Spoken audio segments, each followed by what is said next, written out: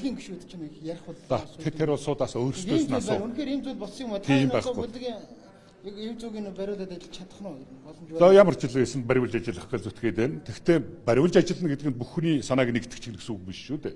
Чинь нээлттэй хуралддаг зарчмаараа хуралдаад асуудлаа шийдээд ингээд бүгдийнх нь оролцоог хангаад явах тухай л ойлголт. Тэрнээс бүх хүний санааг нэгд оролцоод бөөгнүүлчихэд бас төвөгтэй. Үнэхээр төсөв дээр ардсан намын гишүүдэд энэ төсвөр нь барьцаалж одоо юу конопыг авсан зүйл байгаа юм байна. Ардсан намын буюу тойргийн гишүүд дээр одоо их хэмжээний мөнгө тавигдсан байна. Үгүй тийм байхгүй.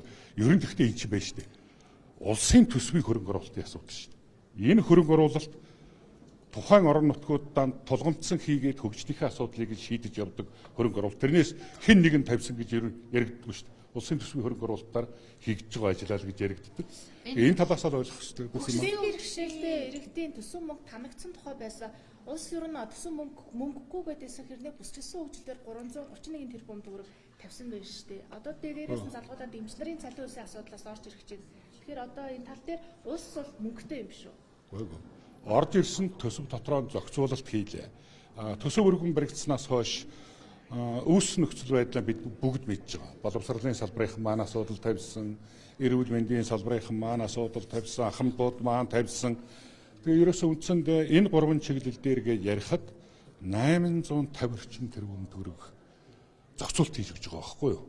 Боловсролын салбарынхныгаа 2 үе шаттай, эрүүл мэндийн салбарынхныгаа 1 сарын 1-ээс за тэтгэврийн болохоор 6%-аар өсөлтөд орж ирсэн дээр нь инфляцийн төвшөнтэйгээ уялдуулаад 2.6-г нэмээд 8.6 гэдэг юм уу. За энэ мөнгөнд дөнгүүд бүгд тодорхой байж байгаа. Төсөв хөгжил нэрээр бүл дүнтэй магадгүй. Гэхдээ харин тэрийг задна. Тэр бол угаасаа ажлын хэсэг дээр гишүүдээс бүгдээрнгээс нь гарсан санаа.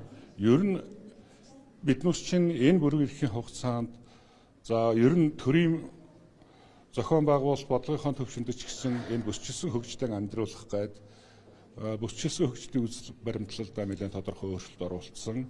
Дээр нь бүсчилсэн бүсийнхээ зөвлөгөөнүүдийг зохион байгуулчихсан. За тэнд энэ бүсийн хөгжлийг хангахын тулд давын өмнө ийм асуудлуудыг шийдэх ёстой байна гэдэг яриа юмнууд яв. Тэрнээс тэр ажлуудаасаа эхлүүлэх ёстой юм биш үү? Харин энэ саяын зохицуулалт бол энэ тэнд тавигдсан жижиг юмнуудаа бөөгнүүлж энэ бүсийнхээ чиглэл рүү тодорхой улсын төсвийн хөрөнгө оруулалтын тэр зарчим шаардлагуудаа хангаж байгаа ийм арга хэмжээнүүдэд явуулах ёстой юм биш үү гэдгийг санал орж ирсэн.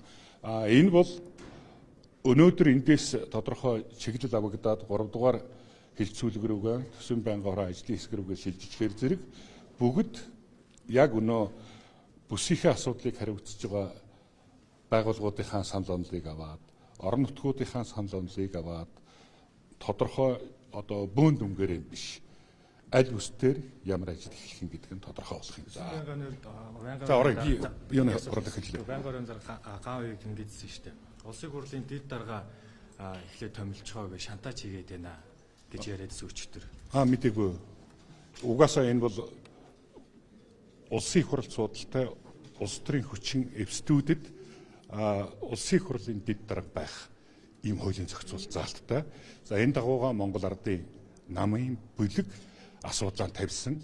Энэ асуудлаа шийдвэрлэх талаар бол их хурлын одоо чуулганыг удирдах байгаа даргатайгаа мөнгө ярьж байгаа. Энэ үнийг бид шийдвэрлэх ёстой. Энэ бол яа харахгүй парламентыг бүрдүүлж байгаа энэ улс төрийн хүчнүүд нэгнийхээ дотоод хуулиар олгогдсон бүрэн эрхийн асуудал руу бол ийм бүдүүлэг байдлаар бас хандаж болохгүй.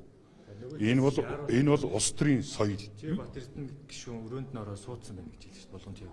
Мэдээгүй хана.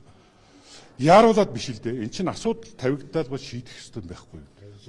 Өмнөх цэцгийн дүгнэлтийг ч авч үзээд тухайн хүнийхээ асуудлыг шийдээ дараагийнхаа хүнийг шийдэх ёстой.